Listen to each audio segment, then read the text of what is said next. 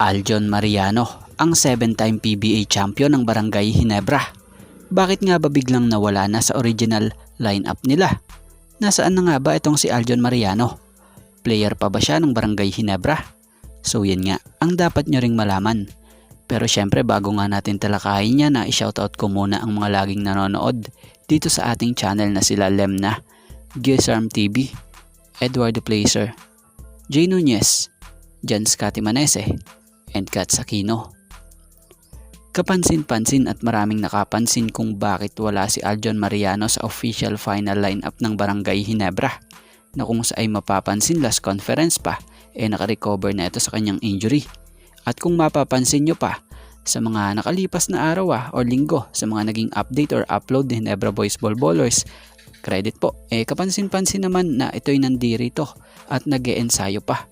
Pero bakit ngayon wala ito sa lineup ng Ginebra? So di natin masisisi na magtanong ang mga fans ng Ginebra dahil si Aljon Mariano ang isa lang naman sa isa sa naging paboritong armas din ni Coach Tim noon, off the bench pa. At tinagurian pang ang malupit na magic bunot. Isa kasi sa namimiss rito ng mga kabarangay ay yung trabaho niya sa team sa sistema ni Coach Tim, dahil sobrang sipag na player at di mareklamo. Hindi rin tamad kahit na madalas minsan lang siya nabibigyan ng playing time. Pagdating sa position, kaya ni Mariano maglaro sa dalawang position, ang small forward and power forward, na kung sa ay dito nga siya nakakatulong nila Japet pagdating din sa ilalim, mapa-opensa man yan o depensa. At ang maganda pa nga po talaga sa nagagawa ni Aljon Mariano, kaya siguro ito namimiss rin ng fans ng Ginebra, ay yung pang depensa ito sa mga import, na kung sa ay maraming import itong pinahihirapan dahil sa talino at lakas ng kanyang pangangatawan. Biro mo, ika nga dito ni former Ginebra star Kirby Raimundo, yung Aljon Mariano 6'1 lang height yata, pero larong 6'9. So biro mo yun, napansin din yung kakayahan talaga ni Aljon Mariano. Kaya ang tanong ng karamihan, nasaan na nga ba si Aljon Mariano? Kung nasa Ginebra pa rin ba daw ba ito? So base sa nahagilap nating impormasyon, si Aljon Mariano ay hawak pa rin ng Barangay Ginebra dahil sa Wikipedia, kung mapapansin nyo active naman siya as player na nasa sa kampo ng Ginebra.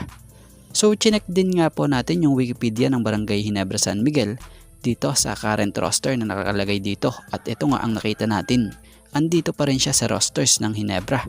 At nang tumingin naman tayo sa isang article dito or Facebook page, andito rin naman yung pangalan ni Aljon Mariano, kaya lang wala siya sa official lineup talaga, kundi andito nga siya sa reserve list kasama ng injured player na si Jamie Malonzo at ito nga si Jared Dillinger.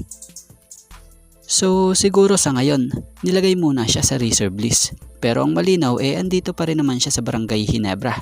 Siguro soon, kung sakali mang may mabawas sa Ginebra, saka siya muli doon magkakaroon siguro ng tsansa para muling may activate. So yan sa ngayon mga ka-teammate, ito nga lang po muna ang ating sports pasada, and thank you for watching guys, and God bless everyone.